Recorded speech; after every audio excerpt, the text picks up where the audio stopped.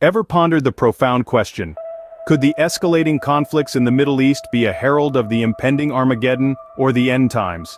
A fascinating exploration awaits us, one that threads through ancient prophecies and contemporary events, leading us towards a potentially startling revelation.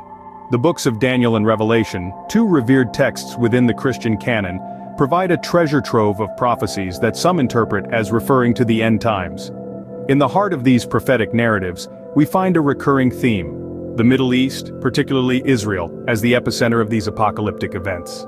In the book of Daniel, the prophet sees a vision of a ram and a goat, symbols that are often interpreted as the kingdoms of Media, Persia, and Greece. The ensuing conflict and the rise and fall of empires are seen by some as a prefigurement of future Middle Eastern conflicts, potentially culminating in the end times. Moving to the book of Revelation, the imagery becomes even more vivid and potent. It speaks of a great war in the place called Armageddon, a term that has come to symbolize the ultimate conflict between good and evil. Some scholars interpret Armageddon as a real geographical location, specifically Megiddo in modern-day Israel.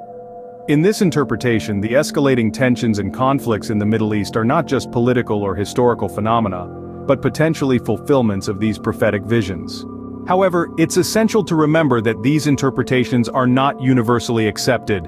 Many religious scholars caution against literal readings of these texts, emphasizing their symbolic and metaphorical nature. They remind us that these are complex, ancient texts that speak to a variety of human experiences and spiritual truths. To sum up, some interpret the escalating conflicts in the Middle East, particularly around Israel, as signs of the end times, drawing on prophecies from the books of Daniel and Revelation. These interpretations see the prophesied war at Armageddon as a real future event, potentially unfolding in our times. Yet it's important to note the diverse range of interpretations and the caution many scholars advise when approaching these texts. In the end, whether one sees the current Middle East conflicts as signs of the end times or not, largely depends on one's interpretation of these ancient, enigmatic texts.